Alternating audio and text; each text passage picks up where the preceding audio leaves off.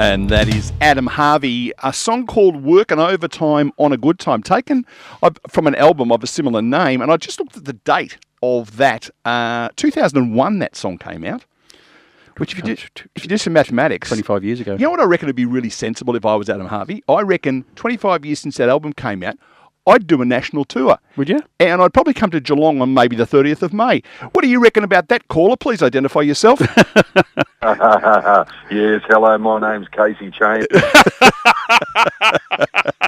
I think that's a brilliant idea by Adam Harvey. Yeah. He seems to have his, his ideas, all lined up, ready to go.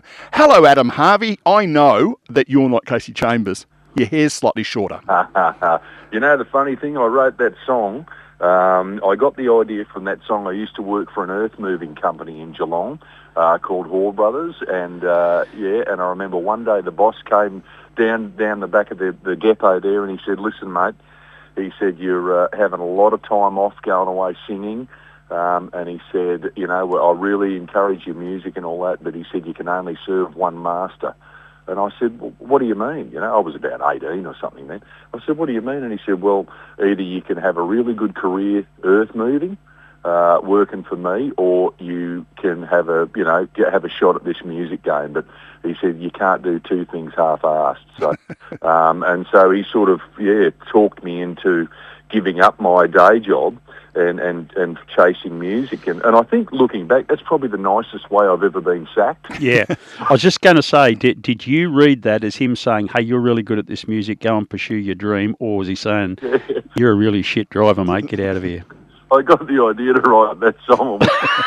And I had never sort of lined you and Carole King up together before because she felt the earth move under her feet, as I remember. Yeah, she writes them a whole lot better than I have. And probably made $1 or $2 more than you have as well. Hey, Adam, what's it like to have Geelong's own before your name? Oh, I don't know about that. I love Geelong, born and bred down there. And I've got a lot of fond memories, Geelong. That's sort of, I started playing in the pubs and clubs around Geelong, and we formed a little band, me and a couple of mates of mine, and actually one of the fellas in the band was a young bloke by the name of Ben Graham. Ben for Geelong for many years, and then went over to America and played. Took a punt over there. In the NFL. But I remember playing all those different pubs, the De La Ville and the old Geelong. I'm trying to remember the name of it, up near where the hospital is now, and we played out at the Peninsula Hotel, which I think was called the Dinosaur back then. It was indeed. Out at the Gateway, out at Corio, and so it's. I've got a lot of fond memories, and I love getting back there now. My sister still lives down there, and with her family, and Mum and Dad are gone now, but I love to get back there, and whenever I can. It's a lot of great memories. I fell in love with my beautiful wife one night at Fisherman's Pier. Would you believe it? Oh dear! Unconscious out there on the pier. No, I took her out for dinner, it's great place. I love Geelong. I really love it. Always have. Where's home? Oh, sorry, Neil. No, please. Where's home for you now, Adam? I live up on the central coast of New South Wales, and the reason for that is many, many years ago when you lads were just young boys and I was offered a record deal, they wouldn't sign you up unless you moved to Sydney. And that was part of the deal, They'd say, unless you're willing to show enough commitment, to move interstate and come and be close to the record labels and managers and agents and everything, then we're not willing to sign you. And so we moved up there from Geelong, and that's the same thing happened to all the other singers. I mentioned Casey Chambers. She had to move across from South Australia, and so did Becky Cole, and Troy Cassar-Daley had to move down to Sydney from Grafton, and he lived there for many years in Sydney before, later on he moved. But it's a funny thing now when you talk to young artists and tell them that was part of the deal, they look at you like you're a bloody alien. I would think for the world of Australian country music, if ever the area between Newcastle and Sydney was to declare itself an independent state, we're in all sorts of strife because you all live up there. Well, all the locals nickname it Hillbilly Heaven. Many country music artists. Because another one who's a friend of ours is, when I say friend friend of. I've never met her, but she's been on the show a couple of times. Melinda Schneider and her husband Mark Gable, they're up in that part of the world. Yeah, that's right. Yeah, they're only, they live a couple of caravans down from ours. Hey, Adam, we talk to guys starting off in what more is the popular music theme and the struggle to get found, but country music operates a bit differently, but you don't necessarily sell a lot of records. I suppose these days the old Spotify world kills off an income stream that you probably had when you were a young performer. How do you go just keeping yourself relevant in the industry, or you've just got creds racked up now that you can get gigs pretty constantly? Yeah, I think, it's bloody tough for the young kids starting out now, but I guess over the years, one of the things about country music fans is they're really loyal, whereas, I notice even with my kids, when they were growing up, it was like it was like a trend, so they'd be right into one sort of artist for a couple of weeks, and then they'd all move on to something else, and then they'd all move on again a couple of weeks later. They were like a plague of locusts. They devour something and quickly move on, whereas the country music fans, if they like what you do, they stick with you for life, and, we're really lucky in that sense, so that, I've got people that come along to the shows now and talk to me about, the first time they saw me, 25 years ago, and people turn up and say, Mum and Dad used to take me to see you when I was little, and that's really nice. So I guess in a way we can survive off our live music, and for some reason, and it's still got me absolutely perplexed, people are still willing to buy a ticket to come and see the show. So I'm very, very lucky, and the older you get, the more you appreciate that. When you're younger, you're busy trying to, now I've got this, great, I've done that, great, I've won that award, now I want to get 2 awards, I've got a gold record, now I want to get a platinum record, and then as you get older, you sort of sit back and take it all in and just think, how bloody lucky am I that I get to do what I love for a living and have been able to do it now for, 25 years. So life's good. Well, because we had a slightly frivolous start to this conversation, I didn't read this out.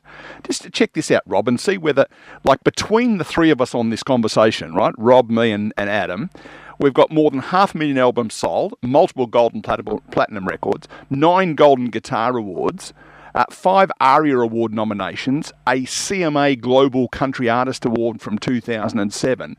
And not only that, he's a good bloke as well. One of us is a good bloke. Australian Centenary Medal for Services and Charity Work. And then just to top it off, between us, the three of us, again, one of us got nominated into inducted into the Australasian Country Music Rock Roll of Renown this year at Tamworth. We're a pretty talented bunch, aren't we? I tell you what, you folks are really going well. You guys ought to give up the radio and just stick to music. You're not the first person who's rung us and told us we should give up the radio.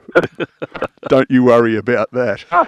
Adam, just stop for a moment, take a breath. You must be very, very proud of that. Oh, mate, I am actually. Yeah, that Roll of Renown, or it's like the Country Music Hall of Fame. That's probably the highest achievement you can ever get as a country music singer, and it's voted by all the other members that are in the Hall of Fame. And so, that was an absolute buzz, to think that I started going to Tamworth. Mum and Dad used to drive me up from Geelong, and back then it took about 17 hours to get to Tamworth from Geelong, and I used to go up there and busk on the main street, and to think that, 37 years later, I'm in the Roll of Renown of the Hall of Fame. It was, unbelievable. I don't think I'm worthy, but I'm not going to give it back. Yeah, hey, just on that too, on the Mother's Day theme, we talked to a lot of sports people and the important role parents play in carting them around once they get noted in particularly in country environments, and you've got to get to the city to compete and put yourself on show. I guess, as well as the boss at Hall Brothers, but your parents' faith in your ability as well must be something you cherish.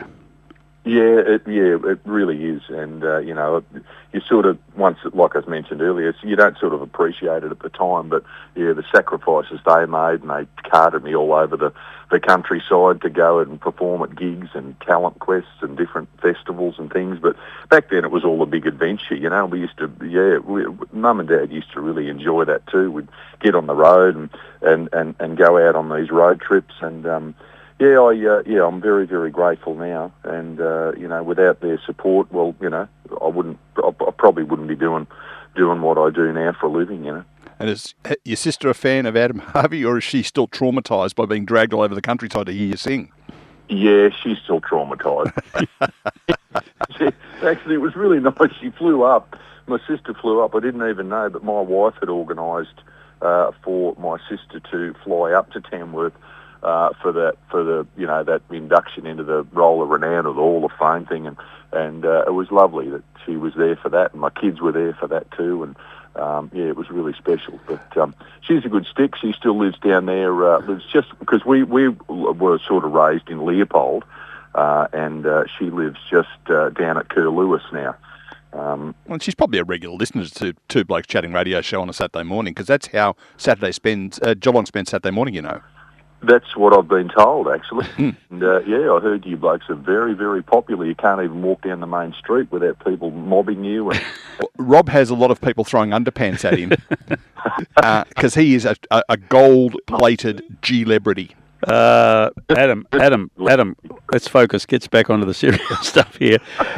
You mentioned your family, but there's the other family. When we have chatted to members of the popular music theme, the old rockers, they all still hang around together, much respect and admiration. I imagine the trips to Tamworth, where you guys all get together and rub shoulders, you're just great mates and all grateful to be still working in the industry?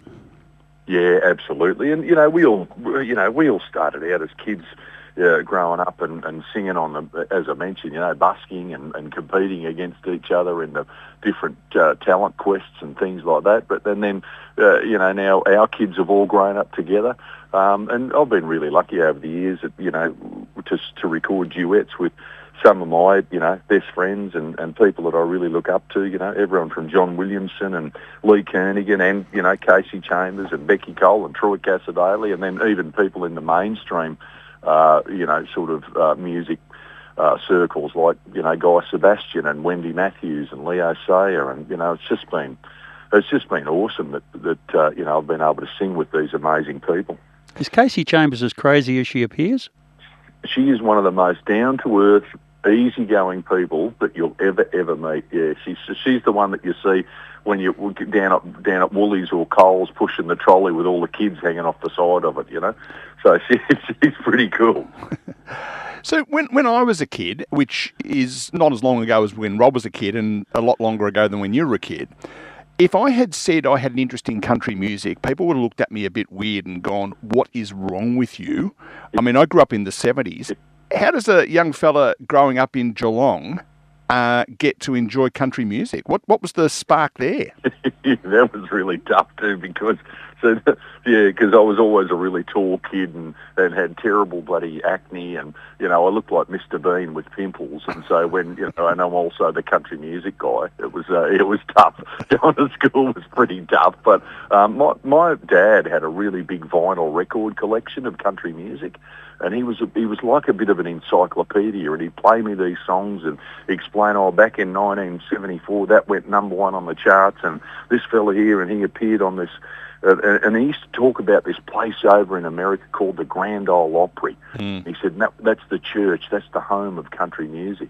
And then, to think I've been lucky enough to buddy sing on the Grand Ole Opry, 3 or 4 times now. But, Dad really brainwashed me with country music, and I just fell in love with the songs and the stories. And I guess if you're a kid at school and you're getting bullied and getting a hard time, for me it was like I could come home, get out my guitar and strum along to Johnny Cash records, sitting by Dad's old record player, and it was sort of a bit of therapy for me. It was a way to sort of escape, you know. This is back before social media and, you know, you were bombarded 24/7. So, and that really helped me out a lot. So that was how I found my love for it. Because I reckon, I can't remember who we were speaking to. It was another country artist. It might have been Melinda. I can't remember who it was. But one of them said, one of the greatest blessings that's ever happened to country music is the arrival of rap. Because you can't sing rap in mainstream. Like, you can't go to school. Well, you can, but you know what I mean? Like, country music is now music, as distinct from, of course, I believe that rap's only missing one letter and it starts with the C's missing from the front. But yes. To me, it's almost a blessing for country music, because now country music has kind of replaced a lot of the stuff that we otherwise would have listened to in pubs. Yeah, and that's so true, you know. That's interesting that Melinda said that. But don't quote me, it was Melinda. It was someone who said it. Yeah, but I've never looked at it like that. That's really fascinating. But I think, I think you're exactly right. I think what's happened is there used to be so many great, good old pub rock bands and that used to play in all our local pubs, and then, you know, the guys that used to tour the country, all these great bands, and they've sort of disappeared now. The new country that's out today is basically, you know, like similar to, you know, what those old pub rock bands used to play, and I think for a lot of people they've turned to that because there's nothing else.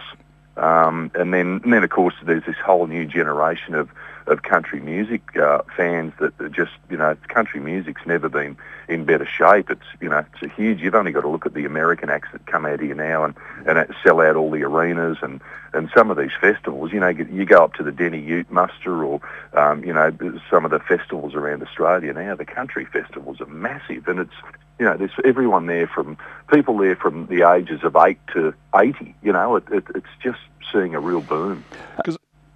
Sorry, Adam, the American connection, a lot of Australian artists, and let's look at Keith Urban being the one who was a Queensland boy and has made it really big, as now you wouldn't know he was an Australian. He talks like an American. A lot of Australian artists sing with an American twang, but there's a difference between Australian country and American country, I reckon.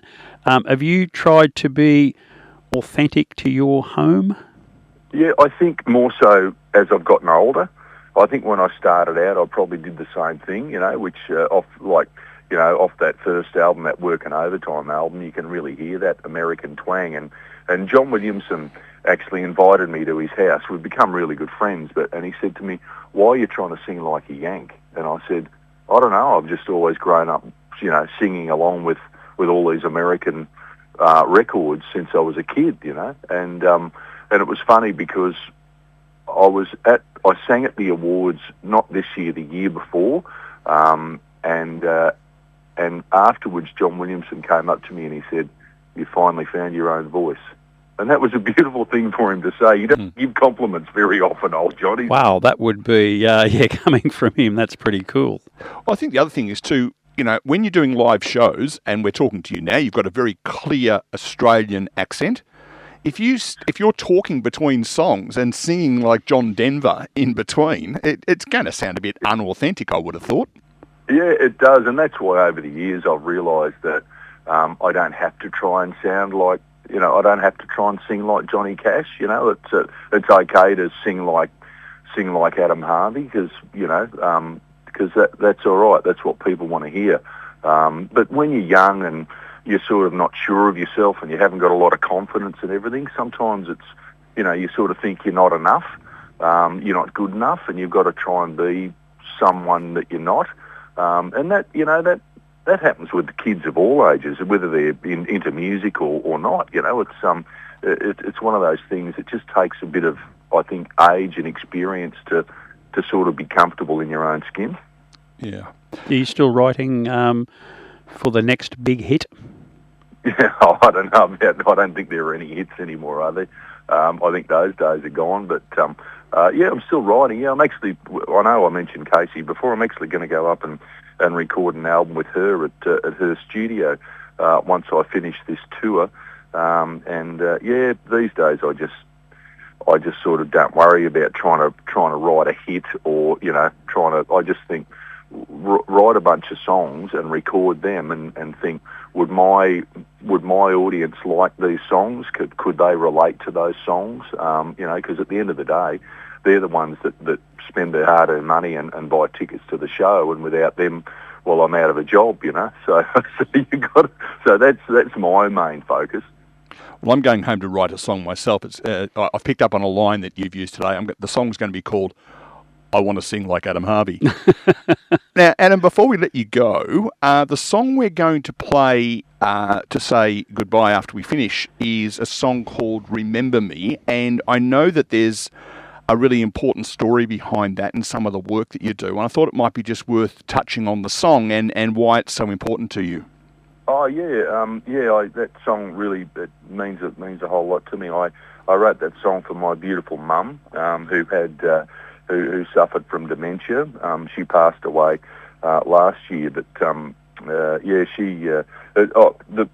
song came about was as Mum sort of declined, move her out of the family home in Leopold and put her in Bupa.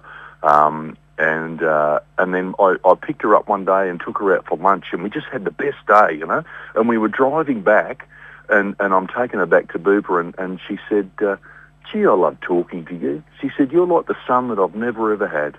And I thought she was joking, and I looked across and said, "Oh, that's funny." And then I realised I was like, "Oh, Jesus, she's serious, and she's forgotten." And so I dropped her off and went home and thought the day's coming when she's, starting to forget who I am. And so, I wrote this song, "Remember Me," and Dementia Australia heard the song and they loved it, and they said, "Look, can we use the song? Would you be an ambassador for Dementia Australia?" And I said, "God, I'd be honoured." I mean, clearly they hadn't done a police report. But